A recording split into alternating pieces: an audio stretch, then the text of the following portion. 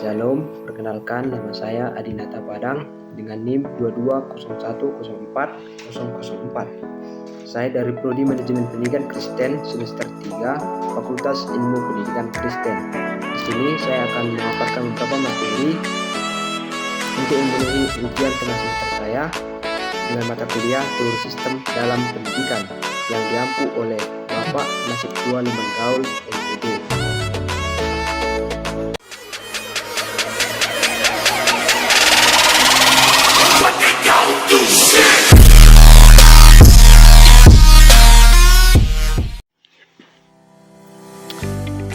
Baiklah, di sini saya akan menjelaskan satu teori dengan konsep, prinsip, dan implementasinya dalam bidang pendidikan. Salah satu teori yang relevan dalam pendidikan adalah teori konstruktivisme. Teori ini memiliki konsep dasar bahwa pembelajaran adalah proses aktif di mana individu membangun pemahaman mereka sendiri melalui pengalaman dan refleksi. Teori konstruktivisme adalah suatu pendekatan dalam bidang pendidikan dan psikolog yang menganggap bahwa pembelajaran adalah proses aktif di mana individu membangun pemahaman mereka sendiri melalui pengalaman, refleksi, dan interaksi dengan lingkungan sekitar. Teori ini menekankan bahwa pengetahuan tidak hanya diserap pasif dari luar, tetapi dibangun secara aktif oleh individu. Konsep dasar teori konstruktivisme adalah bahwa setiap individu memiliki kerangka pemikiran, pengetahuan, dan pengalaman pribadi yang memengaruhi cara mereka memahami informasi baru. Pemahaman individu dikembangkan dengan pengamatan informasi baru dengan apa yang telah mereka pelajari sebelumnya, menciptakan makna dari pengalaman baru, dan meresapi pengetahuan tersebut dalam konteks pribadi mereka. Dalam teori konstruktivisme, pembelajaran aktif, eksplorasi, pemecahan masalah, serta interaksi sosial sangat ditekankan. Teori ini juga menyoroti pentingnya lingkungan pembelajaran yang mendukung pengembangan pemahaman yang mendalam. Guru sering berperan sebagai fasilitator atau pemandu yang membantu siswa dalam proses konstruksi pengetahuan mereka. Teori konstruktivisme telah menjadi landasan bagi berbagai pendekatan dan strategi pembelajaran berbasis masalah, pembelajaran kolaboratif, dan penggunaan teknologi dalam pendidikan, dengan tujuan membantu siswa mengembangkan pemahaman yang lebih berarti dan tahan lama. Beberapa prinsip kunci dalam teori konstruktivisme. Yang pertama, konstruktivisme pengetahuan. Konstruktivisme pengetahuan ini merupakan individu membangun pengetahuan mereka dengan menghubungkan informasi baru dengan pengetahuan yang sudah ada dalam pikiran mereka. Yang kedua yaitu pembelajaran aktif. Pembelajaran lebih efektif ketika siswa terlibat dalam tugas-tugas yang mendorong pemikiran kritis dan eksplorasi. Yang ketiga yaitu konteks dan pengalaman pribadi. Pengetahuan dipahami dalam konteks pengalaman individu sehingga perlu mempertimbangkan latar belakang, pemahaman awal, dan kepentingan siswa. Yang keempat yaitu sosial dan kolaboratif. Interaksi sosial seperti berdiskusi dengan rekan sebaya dapat membantu memperdalam pemahaman. Beberapa implementasi teori konstruktivisme dalam pendidikan dapat mencakup yang pertama yaitu pembelajaran berbasis masalah. Pembelajaran berbasis masalah menghindarkan masalah atau tugas kompleks kepada siswa yang memungkinkan mereka untuk mengembangkan solusi mereka sendiri. Yang kedua yaitu pembelajaran kolaboratif. Pembelajaran kolaboratif ini mendorong kerjasama antara siswa seperti proyek kelompok atau diskusi kelompok untuk berbagai perspektif dan pemahaman. Yang ketiga yaitu penggunaan teknologi. Penggunaan teknologi pendidikan seperti e-learning atau simulasi dapat membantu siswa membangun pengetahuan mereka melalui pengalaman interaktif. Yang keempat yaitu pembimbingan siswa. Dalam pembimbingan siswa, guru berperan sebagai fasilitator yang membimbing siswa dalam memahami materi dan memecahkan masalah. Teori konstruktivisme mendorong siswa untuk aktif terlibat dalam proses pembelajaran mereka sendiri dan merangsang pemikiran kritis, kreativitas, dan pemahaman yang mendalam. Saya akan menjelaskan bagian kedua yaitu menjelaskan konsep dan komponen sistem dengan mengikut sertakan contoh sistem. Sistem adalah suatu entitas atau kelompok elemen yang saling berinteraksi untuk mencapai tujuan tertentu. Komponen-komponen utama dalam sistem biasanya mencakup yang pertama yaitu input. Input adalah elemen atau data yang dimasukkan ke dalam sistem. Input ini bisa berupa informasi, energi, bahan mentah, atau masukan lainnya yang diperlukan oleh sistem. Yang kedua yaitu proses. Proses adalah di mana input diolah atau diproses untuk menghasilkan output. Proses ini melibatkan aktivitas atau transformasi yang dilakukan dalam sistem. Yang ketiga yaitu output. Output adalah hasil dari proses yang telah dilakukan dalam sistem. Output ini bisa berupa produk, informasi, atau hasil lain yang diinginkan dalam sistem. Yang keempat yaitu umpan balik atau feedback. Umpan balik atau feedback adalah informasi yang diberikan kembali ke dalam sistem setelah menghasilkan output. Ini digunakan untuk memantau dan mengontrol kinerja sistem serta untuk membuat perbaikan jika diperlukan. Contoh sistem yang sederhana adalah mesin penjual otomatis atau vending machine.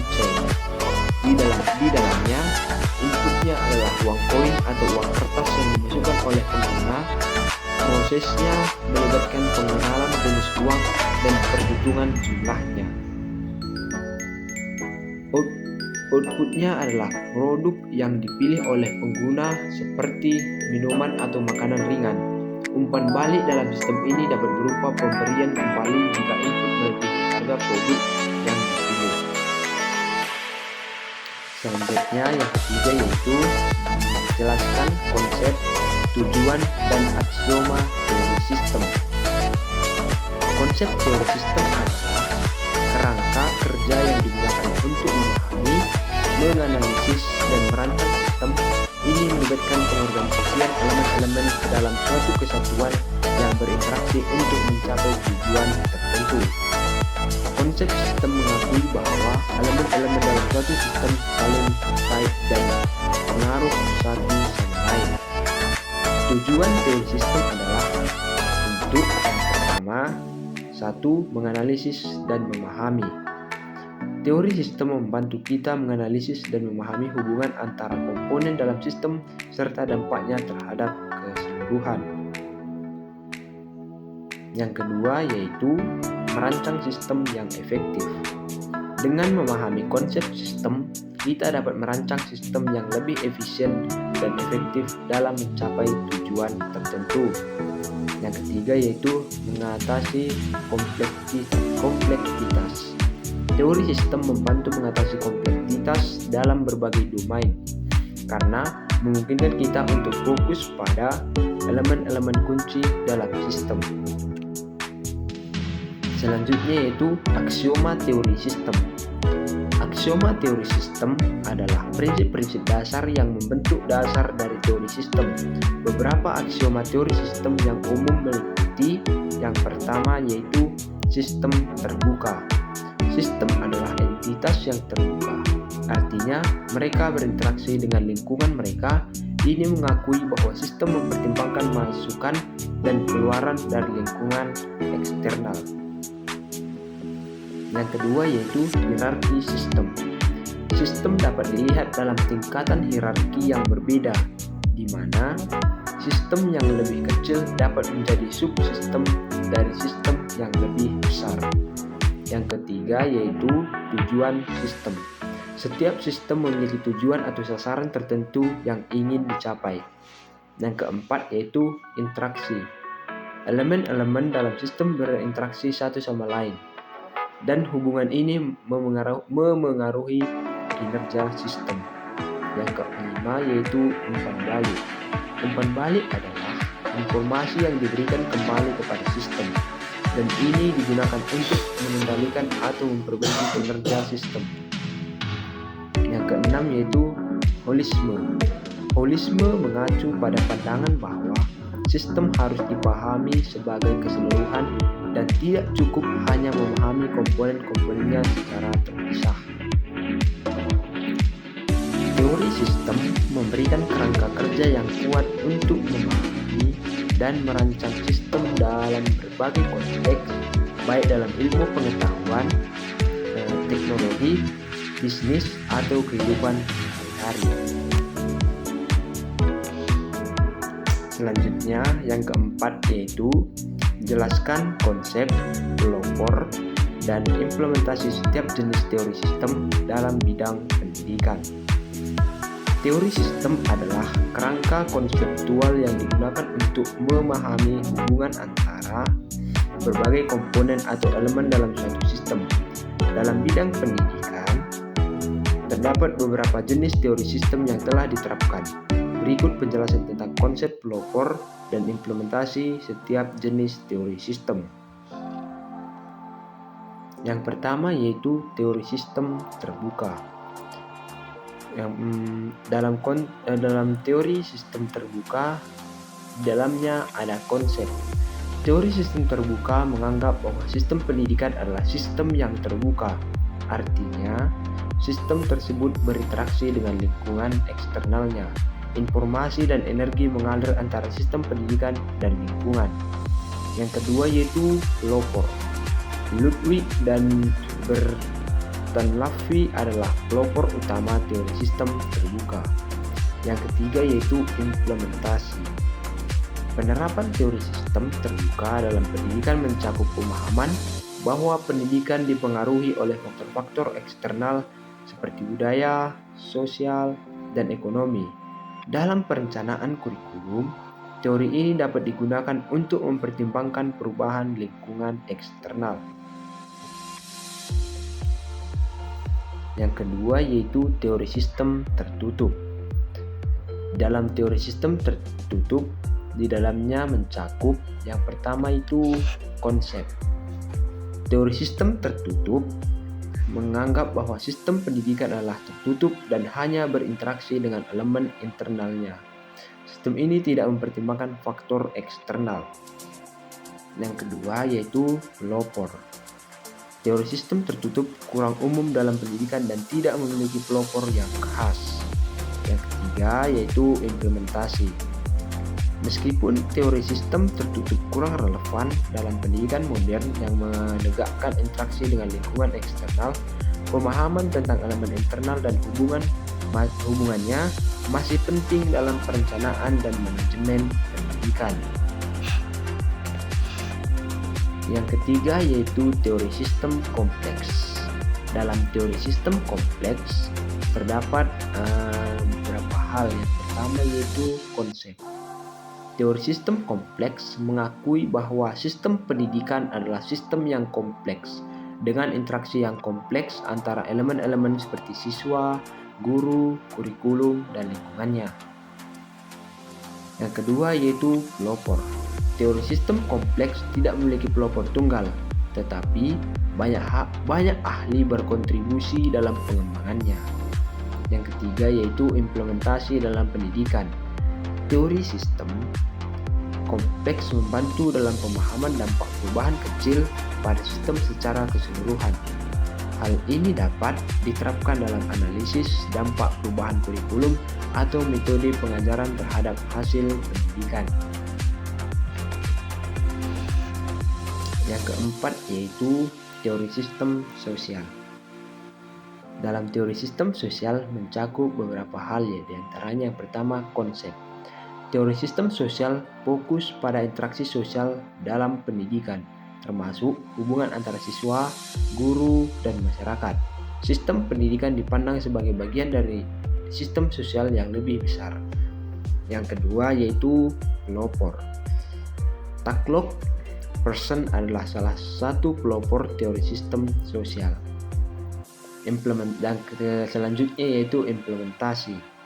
Teori sistem sosial digunakan untuk menganalisis peran dan interaksi dalam pendidikan, serta dampak pendidikan pada masyarakat. Ini dapat membantu dalam merancang program pendidikan yang lebih sesuai dengan kebutuhan sosial. Penerapan teori sistem dalam pendidikan dapat membantu pengambilan keputusan dan pengelola pendidikan dalam memahami, merencanakan, dan mengelola sistem pendidikan dengan lebih efektif. Namun, penting untuk diingat bahwa setiap teori memiliki kelemahan dan kelebihan masing-masing, dan pendekatan yang komprehensif mungkin melibatkan kombinasi dari berbagai teori sistem. Nah, selanjutnya yang kelima yaitu jelaskan bagaimana sekolah sebagai lembaga pendidikan dapat beroperasi ditinjau dari perspektif dan model sistem terbuka atau open system.